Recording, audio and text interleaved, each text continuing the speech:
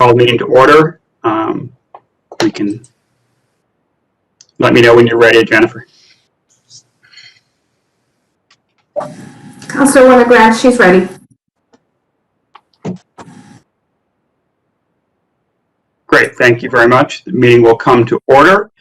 This is the first meeting of the Public Works and Facilities Committee we've had since February. It was actually a nice walk down memory lane looking at the minutes. John, I'm still waiting for my tour of Brixton Road.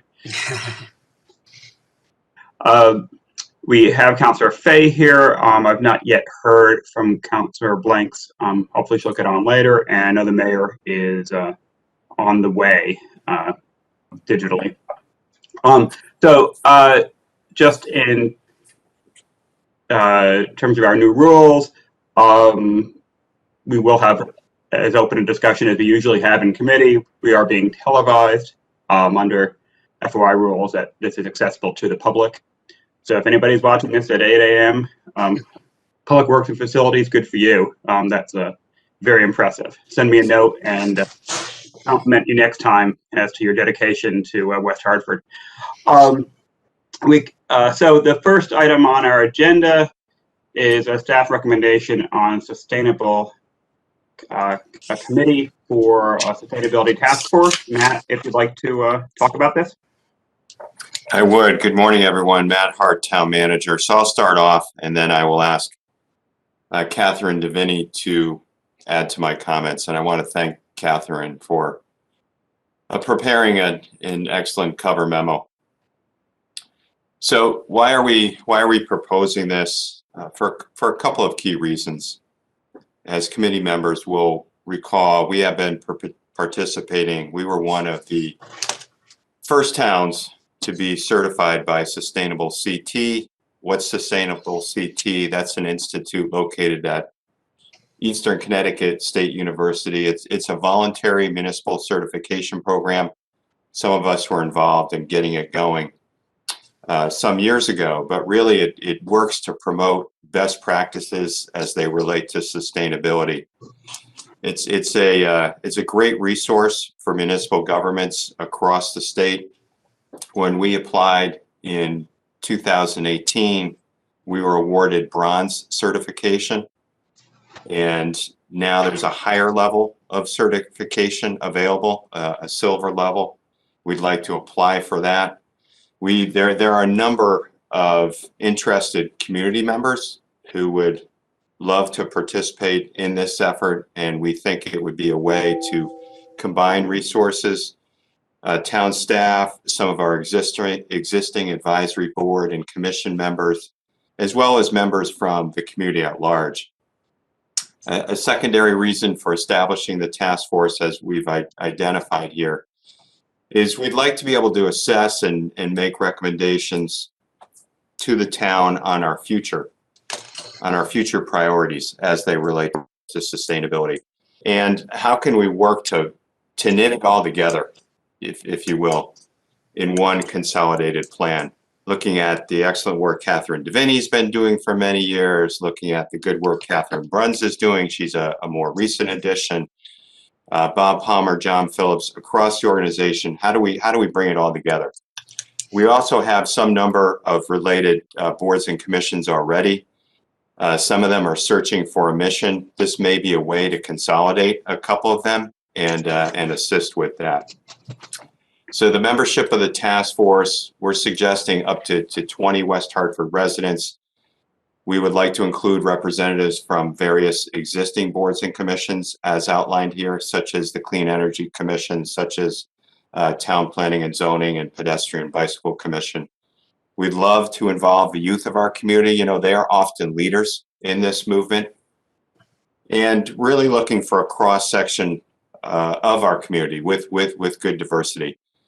Catherine, I know you had put initially that we'd have a representative from each of our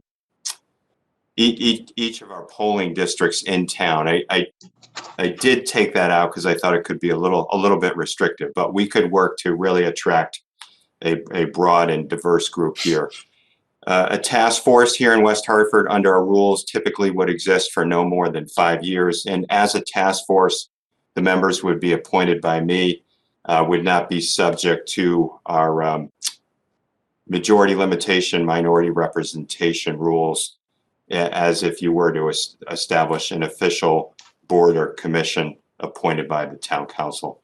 So why don't I pause there and ask through you, Councilor Winograd, Ms. Devaney, to add to my comments if there's anything I might have missed that she wants to elaborate on. Thank you, Mr. Hart. Ms. Devaney? No, I think Matt did a great job covering it. The one thing I would add is that Sustainable Connecticut is a very broad program. A lot of times when people think of sustainability, they're very focused on the energy or the recycling piece. This program has 13 categories, and some of them are focused on arts and culture, thriving local economies. They've even added a new category this year on homelessness prevention. So this is why we'd like a broad committee with diverse perspectives. We've also spent quite a lot of time looking at other towns to see the makeup of their commissions. And the mayor and I actually even had some input from towns across the nation. A lot of the cities that were recognized on the climate awards that we recently participated in also have similar committees to bring community input and engagement from a diverse group of citizens to the table as well. Certainly a very exciting program. Matt, would you like to? I see your hand. Thank you, Mr. Winograd. Sorry, it's a little loud. My kids are headed back to Chicago, so my heart's breaking. And anyway, I actually have a call this afternoon with Mayor Norton from Rochester, Minnesota. I'm going to be talking with her about her task force. And I think what Catherine said, and I want to thank Catherine for her leadership on this, that you have to take a holistic view to move, to plan and move our community to a more sustainable place.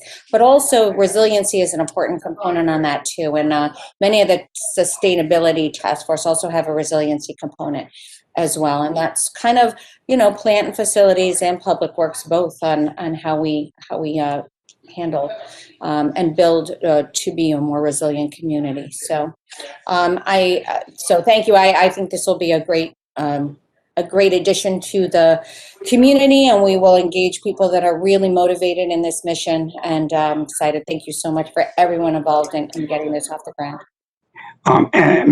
Excuse me, Ms. Fay, do you have any questions or comments?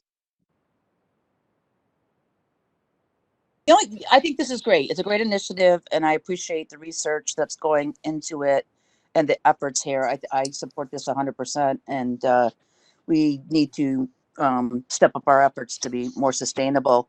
The thing that kind of caught my attention a little bit, and I just wanted to speak about this briefly, when you said we weren't going through the formalities of putting together a committee with the council involved and making sure it's balanced from a political standpoint.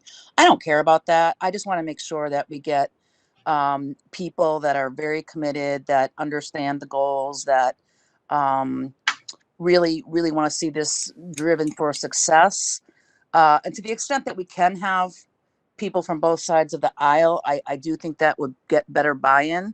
I don't know how you do that, because to me, this is a non-political issue, quite frankly, like most things it shouldn't be, but we know how our town operates and it turns into politics.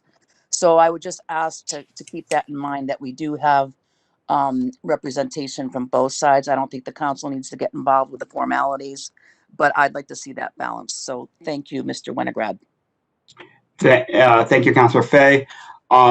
And certainly, I think that the in putting together a task force, the major factor is obviously interest. So to the extent that certainly should be nonpartisan, I'm sure we'll end up with representation. Mr. Hart, is there any action item we need from the committee, or is this procedurally, how does the creation of a task force work? Will it be voted on by council, or is it something you can do on your own initiative? Matt Hart, Town Manager. Thank you, Counselor. So we can proceed at a staff level here, and just if I could briefly respond to Counselor Fay's comment, we are certainly sensitive to that, and a task force often will precede the creation of a town council board or commission. For example, we may very likely recommend that one or more of our existing boards and commissions be consolidated into some new entity, like a sustainability advisory committee. But we would start off with this task force so we could bring in a broad cross-section of talent from across the community to help develop those recommendations. Thank you very much, Mr. Hart. And as I noted at the beginning, I'm sorry, go ahead, John, you had a statement? You're muted.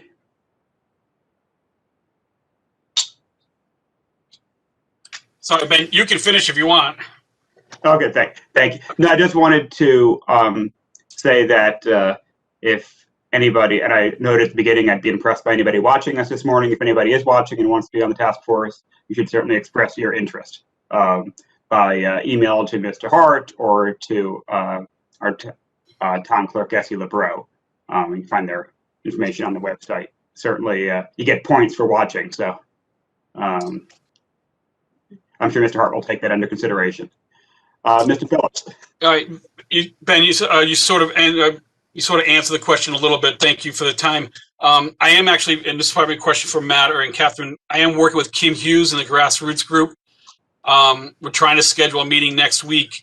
Up till now, we've worked with them very at a low, not low level, important level of maintenance issues throughout public works and our grounds maintenance.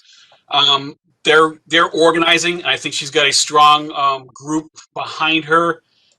It seems like they want to elevate their involvement, and it seems like it might fit into this role in actually building out different areas of town with pollinating gardens, water use areas.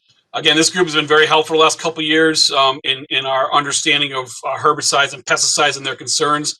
A case in point, we haven't used a herbicide in the Trout Brook corridor flood channel in 2 years now.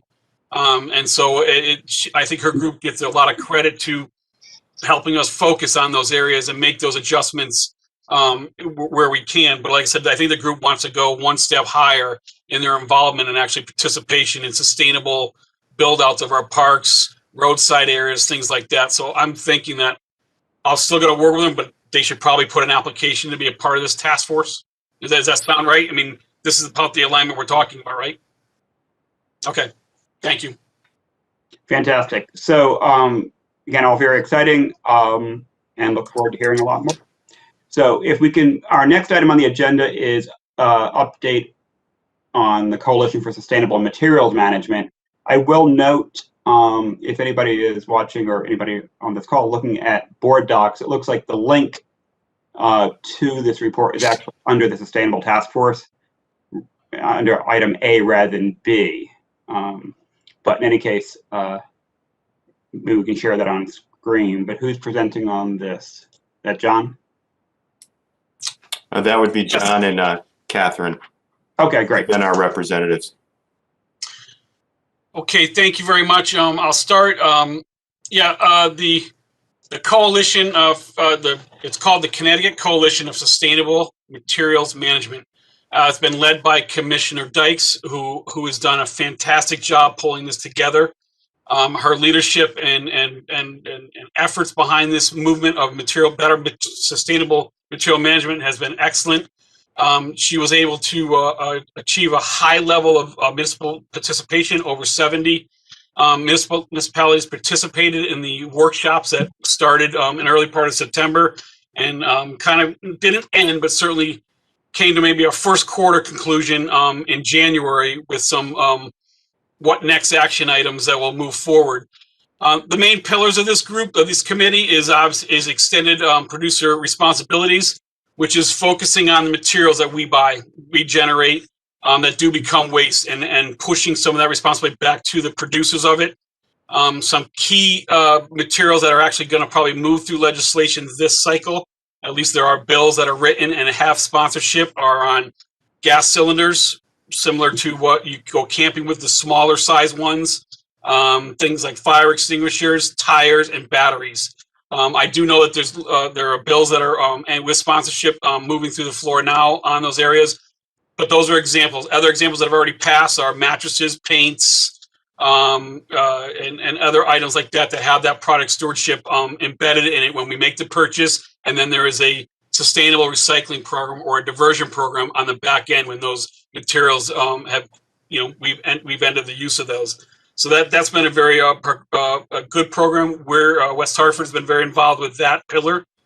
The other pillar is food scrap organics of this group. Again, food scraps makes 30 to 40% of our waste. It needs to be dealt with. If we don't deal with it, we're never going to achieve the ultimate goals of diversion of our waste and drive down our waste expenses, which again is we all know is in crisis. And so West Hartford's been very active in this sector already with our schools. Although the pandemic has put a small pause on it, we're still very active and very committed to continuing to push that along and be a leader in this area. Increasing recycling. Again, that's a broad topic because there's a lot of materials that can be recycled. And the more materials that we can find, our ability to source out and pull out of the waste stream will create the industries that feedstock will create the industries that take that feedstock and do something with it. So there is an economic piece to that. And so that we've been very involved with that. And then obviously the big one probably and deep is behind this, I think, is unit-based pricing, AKA pay as you throw, AKA a cost on your cart. However you want to do it, there are some flexibilities on how you do unit-based pricing. But at the end of the day, it's changing it from where it is now as an embedded service in the tax base or subscription program for other municipalities and charging a unit-based price like our electricity bill, like our cable bill, like our water bills and sewer bills across the community. That is really the holy grail if you're going to reduce waste. It is, and it's not an easy program to accomplish, as we know in West Hartford. We certainly have tried to explain and educate the community, and we've had our challenges here. But that is really the last and probably the strongest pillar of this committee. So it was a good group. I believe they're making legislation on all of those pillars going through this time, but we know the process. Some bills will make it through, some will not. It will require, at the local level, the local municipalities to really get behind where we want to see some of the legislation go. I think West Hartford and the mayor made some great comments in the January 5th meeting about where West Hartford stands on these initiatives. And so West Hartford's committed to carrying that message through with these areas. Catherine, you want to add anything to that? You did a great job, John, of laying out what CCSMM did over the last 6 months. I would add that Katie Dykes, Commissioner Dykes, did a really good Actually, job. Catherine, just to interrupt you for a second, if you can identify yourself, just. I'm Catherine Bruns, the recycling coordinator for West Hartford. Thank you very much. Again, Ben Winograd, Town Council. I'm probably the worst offender of the rules that we should identify ourselves as we speak. Thank you. Anyway, she did a great job of throughout the 6 months, I think, of doing a lot of outreach, media, and making the public aware that we are even in a waste crisis. And I think that when trash removal is embedded in our taxes, people don't really realize how much they're producing. And she was very vocal in saying that we are in a crisis and we need to take some measures quickly. And through the meetings, I sat mostly in on the food waste diversion and increased recycling workshops, although I did also listen in on some of the unit-based pricing. That it was agreed that the towns wanted more leadership and a little bit top-down with mandates and permitting. And so that's something that they're definitely looking into, how they can have some uniform messaging for some permitting and mandates to come from above. It'll be a little bit easier than to send the message to the public that this has to be done, because people are very reluctant to change behavior, so they have to. That's absolutely true. One thing I'll just note, it's a long document pops up as 40 pages. But I hope people will take a look at it. But I notice a nice feature, which is the yellow highlighting of specific action items for municipalities. And certainly pay-as-you-throw gets mentioned in there, but as well, a lot of other things. I think it would be helpful to me to hear, as this is finalized, and which of these items we are doing and which ones are possible. Certainly there are references to transfer stations and such. So perhaps some kind of summary document showing the particular action items recommended to municipalities and how, and again, whether there are items on there that we should be looking at or that we can't do for whatever reason. I think it's just a helpful summary. John, is that John, Phil, yeah, I can review those documents and the highlighted areas. I know exactly the areas you're talking about. Yeah, it'd be best I produce a summary for our next meeting, so bring everybody on the committee up to speed, as well as the public, because there's a lot of things that we are doing, but there's a lot of areas where we fall short, and we need to make some smart investments. I've talked to the mayor in length, and Matt knows these my opinions too. One of my lessons learned is on, especially in unit-based pricing and the term smart, you got to be careful of that word savings. There'll be savings in a certain line item, but there requires a reinvestment to achieve what goals you want to make. But again, the word savings tends to be most people, what's in my pocket. And that can be really hijacked for a lot of what this means, where you're going to save. Yes, you're going to save on municipal solid waste costs, but you need to make those investments when you create those new diversion waste streams that need support, need resources.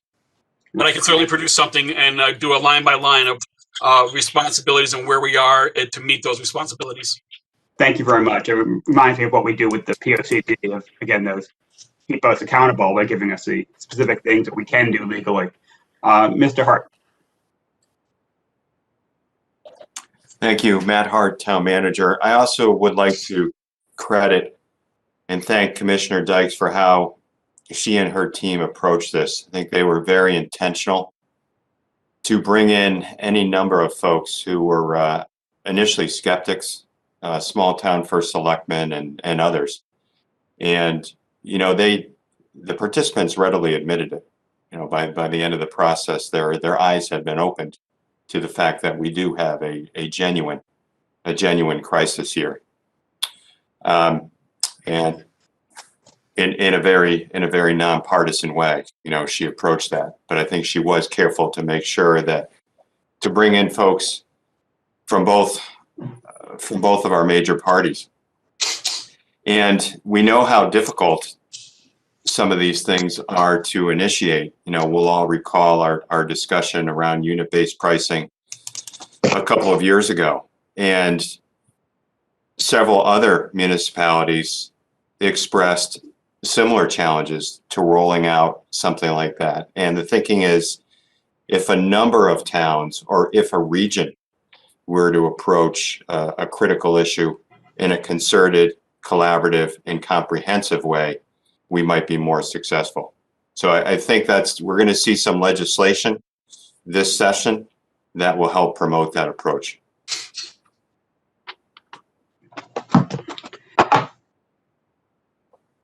Thank you. And appreciate that. Councilor Fay, do you have any questions or comments?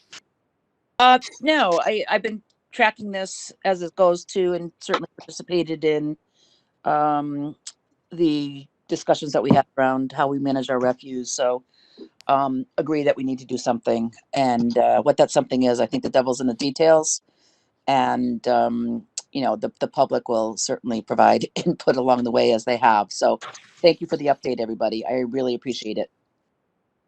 Thank you, Councilor Fay. So if there's nothing else on this topic, let's move on to the outreach campaign. I know we have a PowerPoint. That would be great if that can get shared. We can run through that item. Okay, Ben, it's John Phillips, Director of Public Works again. Again, a lot of credit goes to Catherine Bruns, our recycling coordinator, for pulling this together. And this is just draft form for right now. We still got to vet it and clean it up, but it's pretty close and gives a general idea. Again, in the spirit of time, it's provided on board docs. I can go just through it real quickly, how it kind of progresses through and what our ideas are.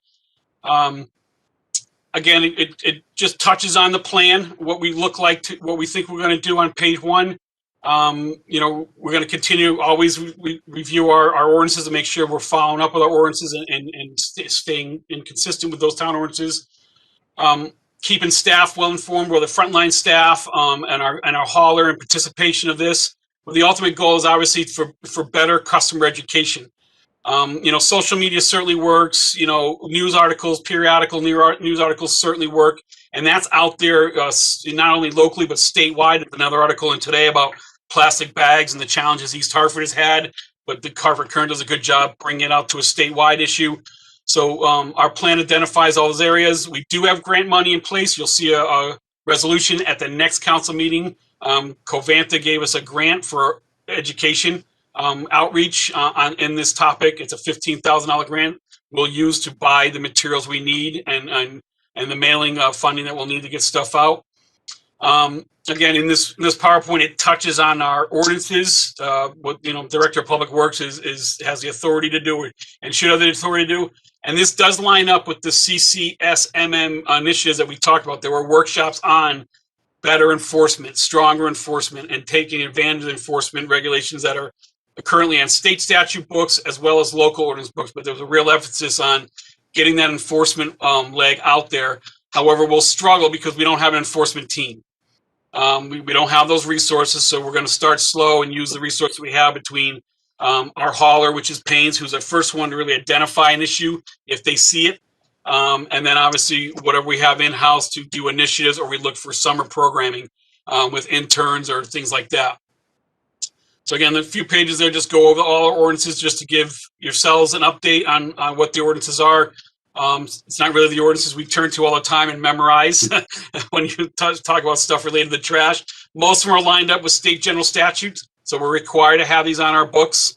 And so it's really just an initiative to dust them off and then and take that effort to bring them to life. And hopefully the public improves in the area of contamination, not just on contamination recyclables, but contamination of our general waste stream as well, which becomes that cost factor of the crisis and the capacity to deal with our waste. Again, just touching quickly on the materials, we've identified some costs. Again, all these costs will be pushed back into that grant that we received, and we'll bring to council next council meeting. Catherine did a really good job at developing a new set of OOPS tags. Again, researching what other municipalities are doing, taking the best of what they have, and just using our artwork and our identifying town logos and stuff for the tags, and really targeting on the materials that we need to target on to get better at what we do. And this targets what I call this is where our uncontrollable is. We really have limited control what people put in their carts and to be collected. And so it's really going to target that that area of how residents just lack that relationship, if you would, with the trash they put at the curb. If you're right, could you just swing down to the oops tag, or whoever's controlling it? I'm on. Go to slide 7, please. I'm sorry.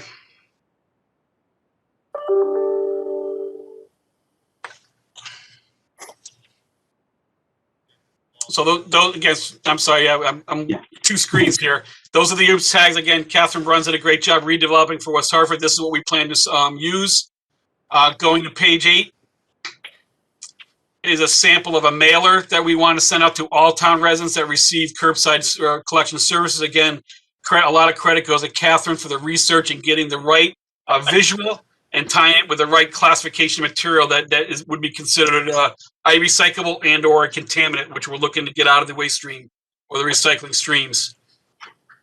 Going down to page 9, our new recycling carts. Again, recycling carts are 12 years old, if not a little greater. We do have to replace them from time to time due to damage, whether it be winter damage or just UV ray damage or rodent damage. We replace the carts. All new carts, recycling carts that we're buying and replacing for our residents will be embrowsed with this message on it. Where right now there's nothing on the lid. So again, added level of messaging to the residents that what goes in, what should be in that cart. to help them understand better on how to recycle and be with less contaminants. Other examples that we're using, how the educational materials that we're using relate to the issues that the industry has, is on page 10. Just some background that we did research. We're not working in a vacuum. We reached out to Middletown, towns of Hamden, gone tri-state up to Portland, Maine, even down to North Carolina, looking at best management practices and how we can bring it in. Again, all that credit goes to the work that Catherine has done over the last year. And just the last few pages of the PowerPoint are just waste by the numbers and some data behind it. And the Connecticut's comprehensive management plan is page 12, some breakup of our waste, and it shows where food waste sits. Other organics, C and D is again another area that we have to improve on because it's a big item and it's a very weighty item for us. Metals, glasses, again the breakup. Again, gets into the comprehensive report, which spun off the committee for CCSMM. It's really where the ultimate goal is, and the roadmap to getting to a 60% diversion rate of all our waste, bringing our MSW down to 40%, which would fit within the capacity, the future capacity of whether it be waste to energy or the opportunities or where we have to send waste out of state. We want to bring that number to the least common amount possible. And then the last page really is just for education. Our annual cost for disposal on everything that we dispose is about $3 million. And it shows you the pool of what makes up that cost. MSW is garbage. It's called municipal solid waste. It's really your garbage, your trash. You need one more slide, I think. That's number 14. That's the last slide. MSW is trash. It's the acronym we use. It's called municipal solid waste. It's what you put at the curb. Right now we're paying $76 a ton. That increases by 22% on July 1 of 2021 to $92 a ton. Two more slides. We need to advance. Oh, go all the way down to the last one, 14, please. Okay, MSW in there, again, that's $76 a ton. It does increase to $92 a ton with an escalator over the next 3 years. We're under contract for MSW right now for 3 years. And a lot will happen in 3 years. That number will change where we'll be below market rate for the next 3 years. Rumor is, Mira, who we do not bring up trash to, we go to Covanta and Bristol. Mira's trash is going to be in the upper 90s, if not break the $100 ceiling mark for this next fiscal year, for the next operating year. So we're positioned well right there for our MSW. Our recycling costs run between $74 and $82 a ton. And that's going to fluctuate based on the commodity. The cleaner we get the material, the better material we bring our material handling facilities, the more they can sell the material for, reach that commodity markets, the less we'll pay on processing. But because of the Chinese sword, processing, where we never paid anything, processing became a needed revenue stream from the generators who create it. So, and we've gone over that over the last few years through this committee. And then obviously we do deal with food scraps already through our schools. We'll be paying significantly less on food scraps than we would if it was an MSW. So there is an opportunity to be successful there. But again, each one of those little circles has a transportation leg, which is also a significant cost factor to any of our programming. So that's it basically. Again, ultimate goal of this whole presentation, or the recycling, is recycling education and getting better people more committed to, or a better relationship with the materials they put out the curb. Thank you, John. And if we can end the sharing. Again, and I'm happy to take any questions. I know we went through it quickly. Hopefully you have it through board docs. If you don't have a question now, again, you can always email me a question and to get yourself better understanding of what the program is and trash in general. Ben Winograd, Town Council. Thank you very much, John. Yeah, I've been saying for a while, it's amazing how much more education people need on it. Trash is a very personal thing. We all have our own process, and so to be told we're doing it wrong is frustrating. And I have no doubt that I'm making mistakes as well. Never sure about whether an item's too dirty or not, and how much I have to clean something or get rid of every piece of liquid. And I even caught myself putting in some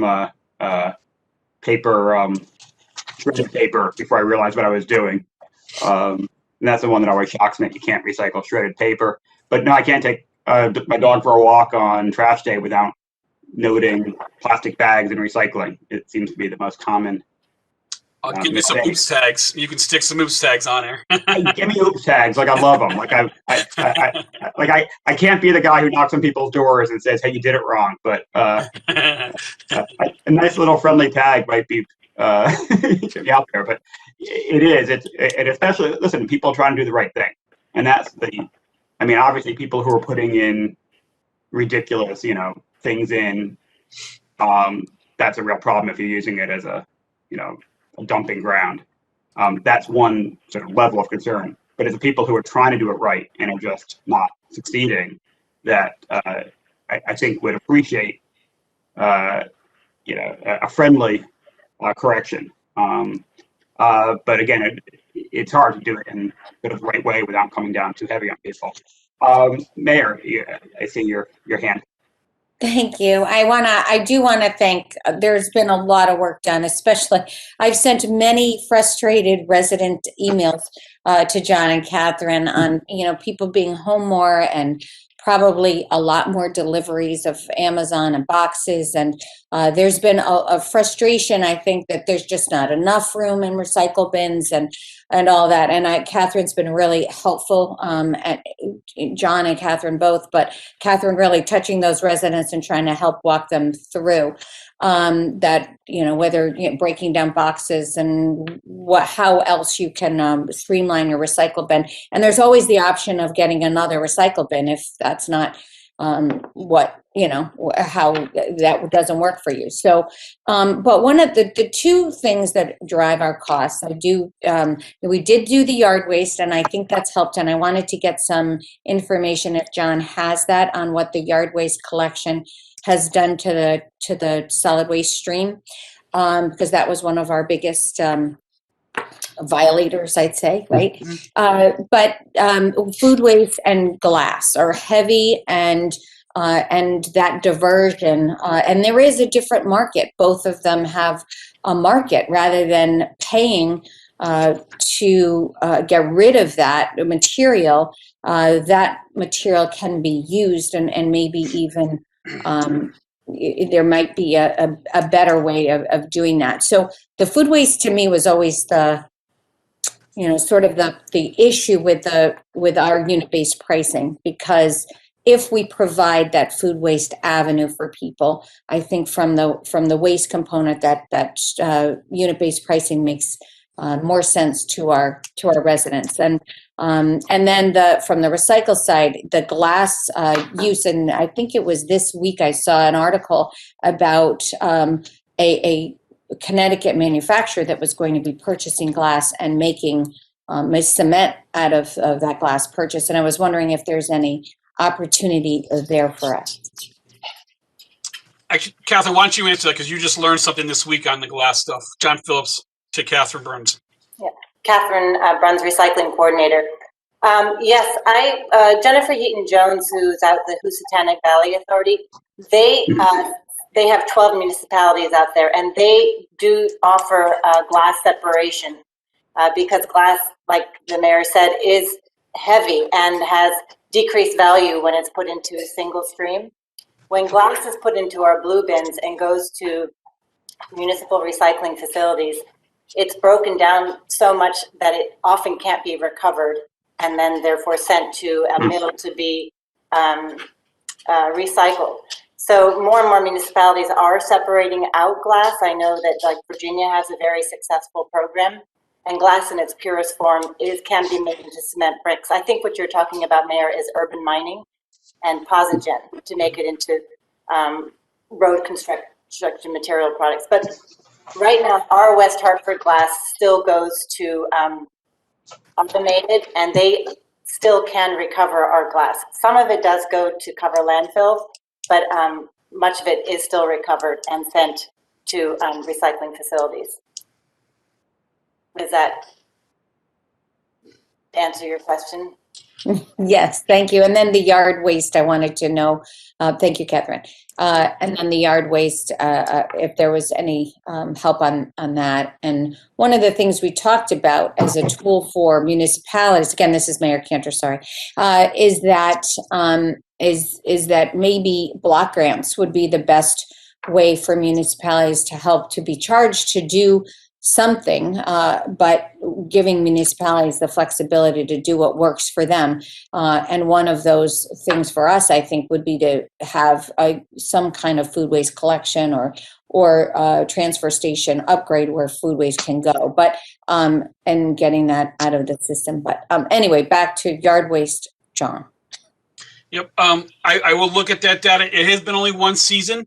Again, John Phillips, Director of Public Works. It's only been one season, and I think for the first season I think we did an excellent job of catching them that wanted to do the program.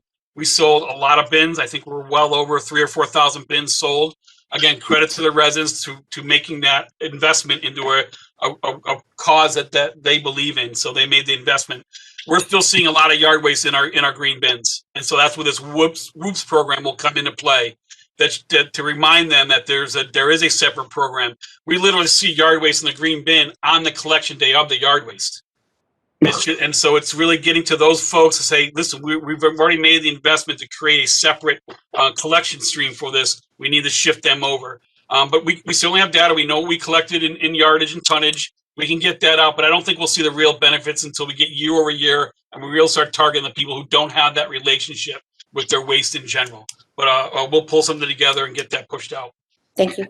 Thank you, John. I do think one issue with the yard waste is just is the schedule confusion as to when it stops. That the weekly pickup on yard waste with the leaf.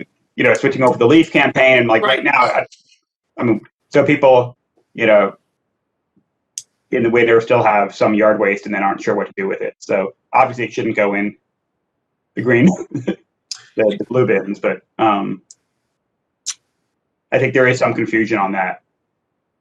John Phillips, Director of Public Works. Yes, Ben, there is still some confusion on that, but again, it's where that Whoops this tag program will work, because you got to talk to the folks individually.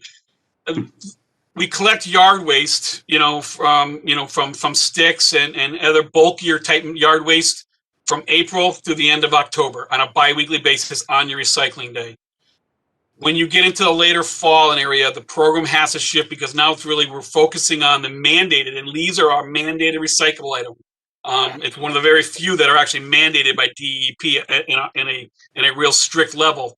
Our focus is to get leaves, and because the leaf volume is so high, we don't have the resources to collect leaves and all the other woody stuff. So all we do is just separate the real bulky woody stuff and ask residents to either hold on to it, or they can welcome to bring it to our facility as a self-drop.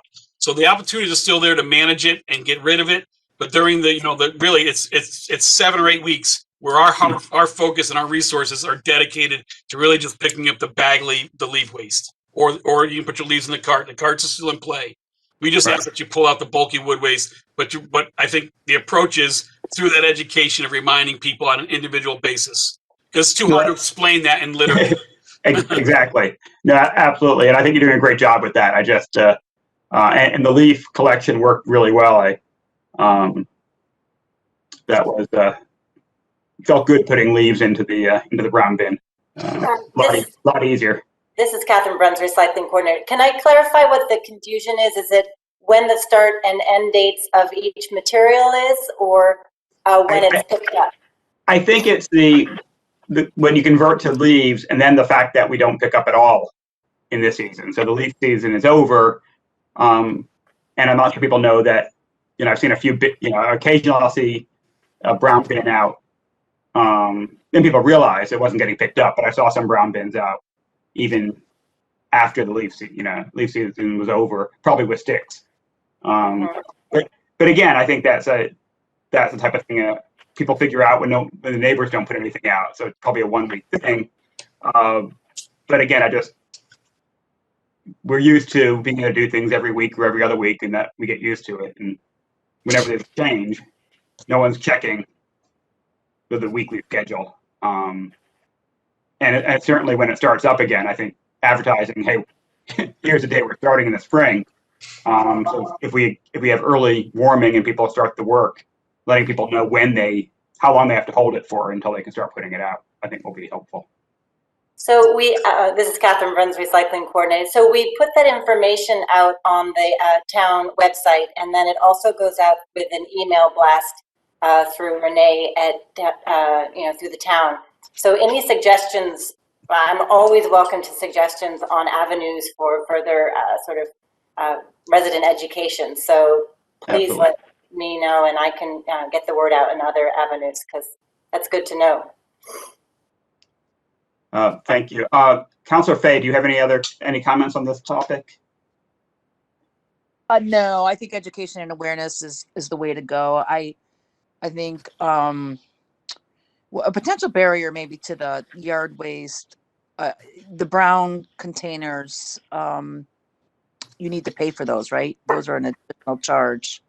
So anything that we can do to move the dial on that might be helpful to, get more people involved in the program. I think that's what we need to do. And I think that's my only comment. I think we're doing a lot. I really do. And I think we're doing great things, but incentivize that. And then I think I've received some questions, and we haven't gone over that yet this morning, but the pink bags, I'm not sure if people can pick them up somewhere, because I'm hearing that a lot of folks haven't received them. So that would be my input. So again, Mary Fay, Town Councilor, and thank you, Mr. Winograd. Thank you, Councilor Fay. And yes, if anyone wants to answer the question on the pink bags, I know they're usually pretty good if you call them. They're not our program, independent, and right. You call them and they bring them out pretty rapidly. They've missed me a few times, but usually if I call, they come around. Yeah, they had a little trouble. They slowed down during COVID, and it was this is Catherine, recycling coordinator.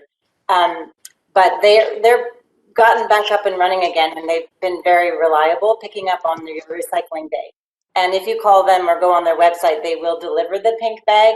And also we have them available at the Department of Public Works. If you're just in the front office there, you can pick them up if you'd like to get it more quickly. That's Mary Fay through Ben Winograd. Thank you, Catherine. That's terrific. Could maybe I missed it, but when I got the call, could you make sure that information about who to call and whatnot is on the website? It probably already is. Mm-hmm. I probably just missed it. Sure. Thank you very much. Thank you very much. We do have, we'll move off to this item. We do have staff reports. I think we've covered some of that, but if we move over to Public Works for John, we do have a memo from you. Yeah, again, hopefully John Phillips, Director of Public Works, through the chair. Hopefully everybody can see it through board docs. It's just a quick staff report bringing us up to date. I know we haven't met in a while, but I still kept it really with current notables. And I'll do this form for every quarterly meeting that we have, or I think we're bi-monthly. Again, we're a maintenance outfit, so we're doing all of our maintenance tasks. We're keeping up with everything. Our work management system is really performing well as we grow and learn, and the staff is responding to it. It's one of our most, we get a lot of compliments back on how responsive we are when people use that system. So again, if you see something, you got to say something, and we do a really good job of responding to those areas. Again, highlight notables. Again, it's a long list. We had a high impact storm back in December, which was several inches of snow. A lot of work involved that, took several days. We did, to close out the fall, we finished all our fall cleanup work in on our parks and town-owned properties. Even before that winter impact storm had, because I pretty much shut down that kind of work. We completed, we talked about it, bag leaf collection on time and on schedule, and actually slightly under budget. Where the Christmas tree collection went off well, although there's still some trees that show up afterward. I don't know why, what people hold on to them, but they do show up. And we go out those on an individual basis. But the message is, you got to try to bring it to us, because I can't guarantee a collection at this point, time of the year. We've moved on to other projects. We have implemented over the last quarter a new parks management solution system. It's a problem that Public Works has had for really, I'd say 20 years that's in development, but with the solutions in place now. And again, that program is also running under budget for what we allotted for on a monthly basis for our parts management, because there is better parts management instead of relying on the system we had before. Again, I just touched on it. We upgraded the town's work management system. Again, we're still growing to use it, but in theory, the stuff, we're going paperless in a lot of ways. Staff is out in the field either using a handheld device or a tablet to receive their work. I'll give a good example. The pothole crew could be out there, and if the resident calls one in or they call one into the front office, a work order is submitted, it pops up on their things to do list, and they can maybe even address it within real time if they're in the area or they have time within that day. If their tasks aren't overwhelming to where they can't get to it. So it really works well in that area. We've seen progress there. We've just started very recently, last couple of weeks, of through Ben, your leadership, asking for a study, and I think Councilman Fay also requested this, looking at the possibilities of expansion and what we can do with the cemetery to grow its long-term sustainability, because we've reached that point where we're running out of the most attractive grave sites. And obviously the proliferation of cremations and how we can manage both services in our cemeteries better. Again, budget preparation, normal stuff. And then I made a point because I know the parking lot budget is under extreme fiscal stress, but we're still actively participating in everything that we need to make sure the center business district has what they need for space, because it's really just managing space. And so I highlighted a lot of the activity that they participated in over the last several weeks. I'm happy to take any questions on our update. Thank you, John. And just, it's a very good report, and I appreciate it on the work you're all doing, both in the report and generally. Just one question. In your memo, you mentioned supported construction activities with billable services. Mm-hmm. That's a new one for me. I don't remember that coming up before in budget. So if you could explain what that is, and maybe I missed it in the past. But John Phillips, Director of Public Works. I probably haven't highlighted it, but I wanted to show, again, parking management isn't just the customer who comes who wants to get takeout or dine or shop in the center. During the morning hours, during the daytime hours, there's a lot of construction activity in the center, whether it be build outs, whether it be improvements on the properties that exist there. They need space to operate. So it's billable. We charge them for the space they need, because they'll take up 3 or 4 parking spaces for a dumpster, their utility truck, etc. So those are billable services, but we make sure they have the space they need, because we have to cone them off. We have to reserve the space. There is a labor mechanism to making sure the contractors who work on the properties that are within that central business district, they need their space. So it's a billable service.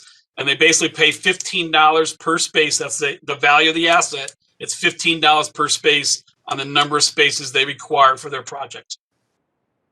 Interesting. Okay, well, thank you. That's a new one for me. I guess any source of revenue is good. Ms. Fay, Mayor, either one of you have any questions on this staff report? Hi, this is Mary Fay, Councilor Mary Fay, through you, Mr. Winograd. I have no questions at this time. A very good report, John. Thank you. Thank you very much, Madam Mayor.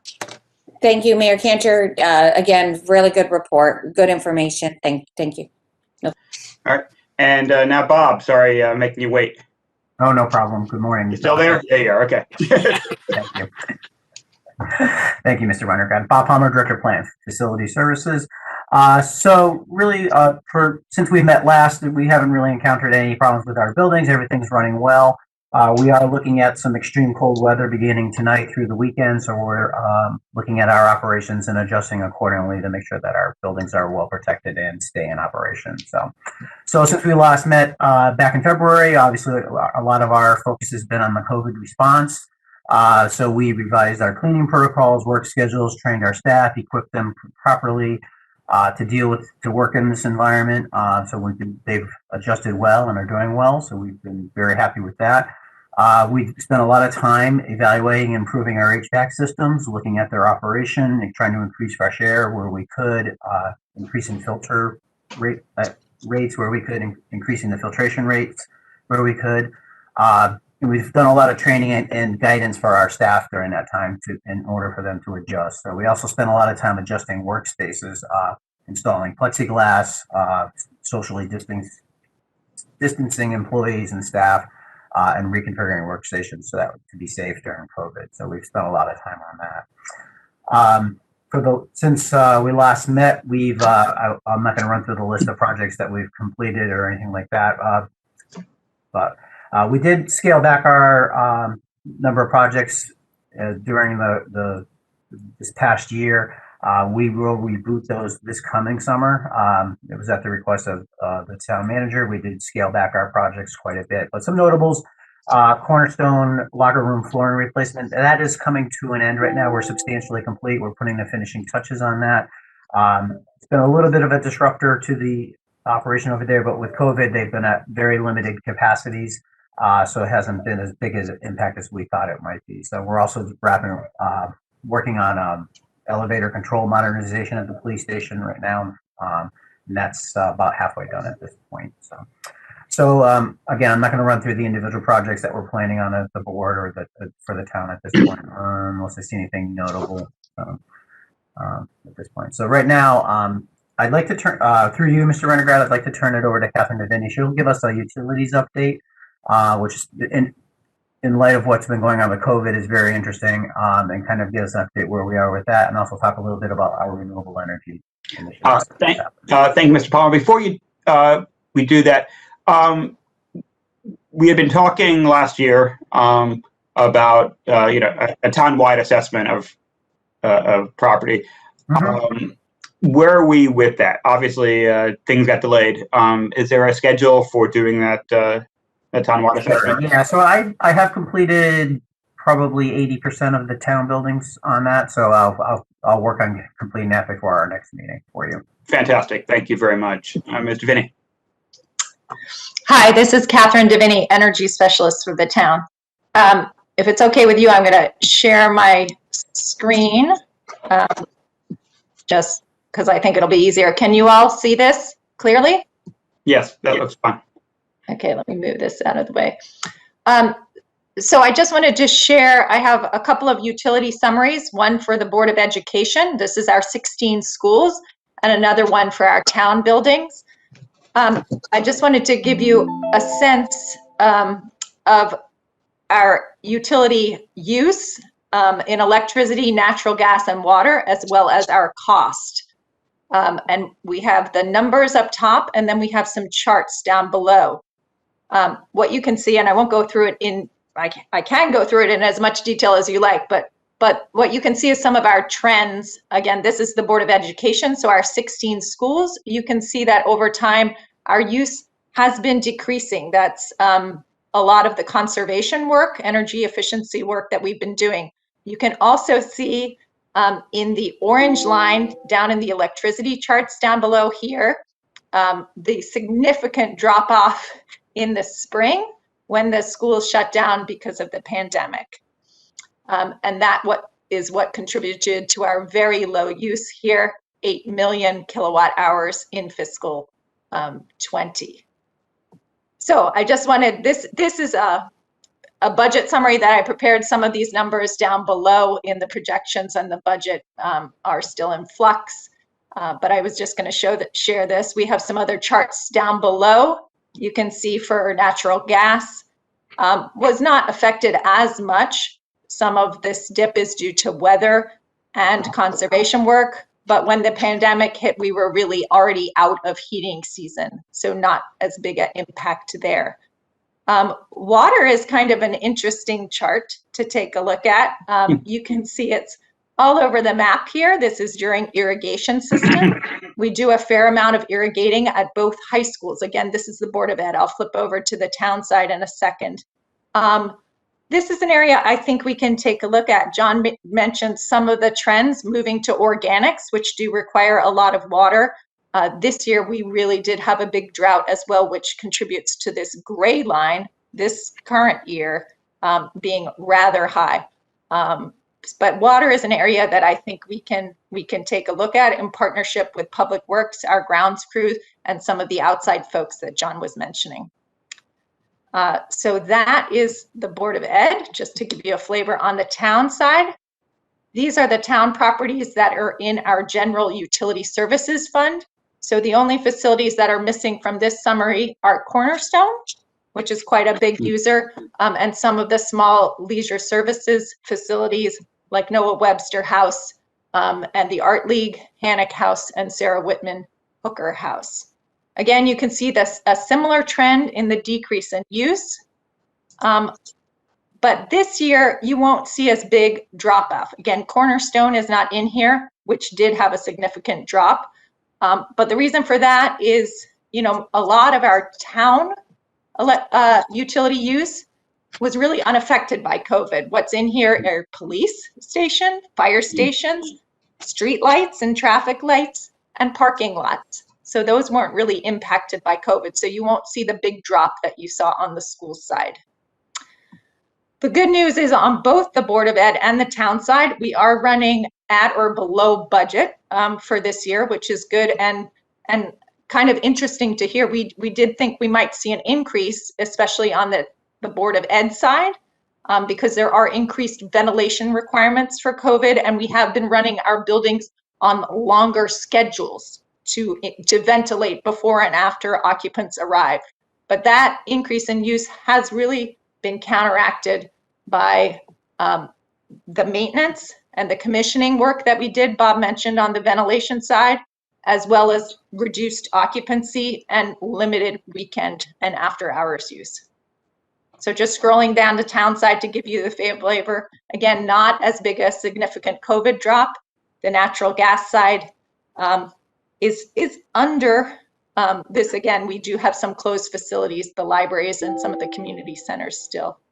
And then the water side too, you will see the big impact of irrigation in the summer, as well as this year, the drought going on. One thing I wanted to share was our fiscal 20 electric use. If you add up the town and the Board of Ed and Cornerstone, all of our facilities, was about 15 million kilowatt hours this year, which is down 30% from about 6 years ago, which is a big impact. One of the exciting things we did this year, and we're just finalizing the paperwork on, is we made a renewable energy credit purchase for 100% of that electricity use. So our entire municipal electricity use this year was offset, and we are 100% renewable. When we make a REC purchase, we can claim that officially, that we are 100% renewable.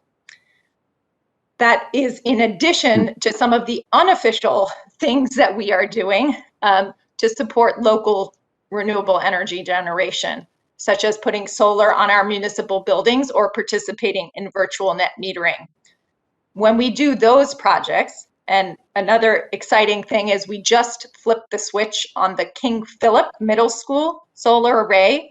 That array covers most of the roof. It's 527 kilowatts in capacity, and it's going to produce about 600,000 kilowatt hours a year, which is a significant chunk of this 8 million here. But when we do projects like that, we can't officially claim that renewable energy because we sell the renewable energy credits or the green tags associated with that energy. So by making a separate purchase, we now can make that official claim. And that's nice because it kind of puts our money where our mouth is. And by making an official claim, we can lead by example and show other towns and other residents that we're really committed to clean energy. I think that's all I have. Great. Well, thank you very much. I just have two questions, if we can stop sharing. So, yes.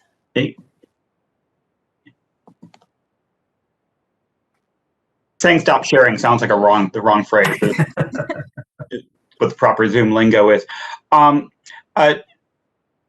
Two questions. Actually, sort of one. We had 5 years ago, we had put a freeze on freestanding solar arrays in people's yards. I know the technology has changed over the years. Is that something, and again, not sort of an obvious problem at that point, but is there some process for reviewing that ordinance, and where would that sort of discussion happen? Just to make sure that that still aligns with the newest technology as to what people, could put in their own homes. Catherine Deviney, Energy Specialist. I do believe that the Clean Energy Commission requested that very thing that you're asking for, Mr. Winograd. They were asking if that ordinance could be reviewed, and we're waiting to hear back. So if that's something that the council is interested in looking at, the Clean Energy Commission is in agreement. Okay, and that would be something. Who would do that review? Would that be that task force, or would it be this committee, or just? And Matt, I see your hand up as well. Sort of wondering where that would go. And who would do that review? Matt, our town manager. I'm assuming, I could be wrong, Catherine or the mayor may know. I'm assuming it's a zoning ordinance. So perhaps the Clean Energy Commission could start and present recommendations for both the council and TPZ to consider, and it would likely need to go through our normal process to amend a zoning ordinance, and maybe this new task force might want to weigh in as well. I think it's a zoning ordinance. Thank you. And Madam Mayor, you have your hand Yes, it is a zoning ordinance. So that's what I think too. And I would agree. I think that the recommendation should come from the commission, but also be vetted through the task force in a way, and then presented to the council, probably through this committee. And I just would like to add, again, the Mayor Cantor, that we probably should review in this committee the clean energy plan that is also was drafted and I think shared now with the town and the. I'm not sure if TPZ is reviewing it as well. I think they are.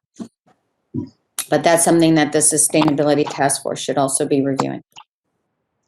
Thank you, Madam Mayor. And I agree. I mean, we've seen the document, but I think it would be helpful to have a presentation at this committee, maybe from the task force, to come in and talk about their recommendations and goals, which are pretty exciting. Catherine Deviney, Energy Specialist. We actually had a Clean Energy Commission meeting just last night, and they are putting some final touches on the draft energy plan, which they are in agreement about, but we have received some final comments, so we're putting some final touches in there, and I think their plan was to present it to the town manager again and this committee and go from there. Wonderful. Just following the drafts, that committee's been doing just an amazing job, and it's been exciting to watch. So I'm looking forward to getting the final report. Ms. Fay, did you have any comments you wanted to make on this staff report? No, thank you, Mr. Winograd. Thank you very much. I'm good. Okay, thank you very much. Madam Mayor. I just want to thank Catherine for her very long commitment to this charge, but to say that we are 100% entirely from renewables at this point is a big deal. And I just want to thank her very much for all of the work that has gone into this. And this is something, I don't know how many other municipalities are in this position right now. And I don't know, Catherine, if you know that. Yeah, Catherine, Energy Specialist. I honestly don't know, but yes, I guess I didn't stress it enough. This is a big deal, and I think we should make some noise about it. I actually had a pre-scheduled interview with, I think it's West Hartford Life later today, so I will mention this, but I can put together some talking points so any of one of you can mention this where appropriate. Because to be, and on one level, the whole deal with being officially 100% renewable versus supporting local projects is a little unclear. And at some point in the future, I hope that goes away. But we're bound by the rules now. So this renewable energy credit or REC purchase allows us to make that official claim. We will also yeah. No, I'm just saying, so the rec purchase, is that completed yet or no? This is again, Mayor Cantor. The invoice has not been paid yet. It's pending approval, but the contract has been signed. Yes. Okay. And we will also be. Thank you. We can figure out when the press release goes out on that then. Yeah. We will also be reporting this purchase to the EPA through their Green Power Purchase partnership. So that's another level of recognition that could go in a press release. Sorry. All right. Thank you very much. And as a side note, congratulations on KP. I've yet to be on a rooftop ribbon cutting, so I'm looking for an invitation to the next one to share with the rest of the members of the committee. Well, thank you very much. I thank you for all staff for some wonderful presentations today. Someday we'll be in person. I don't know when that day will be, but I'm happy to have the committee starting up again. Good to see faces in this context. And I'll, if there's no objection, I'll adjourn the meeting. All right, there it goes. Meeting is adjourned. Thank you all very much for. Great job. Thank you all. And thank you for anybody who watched.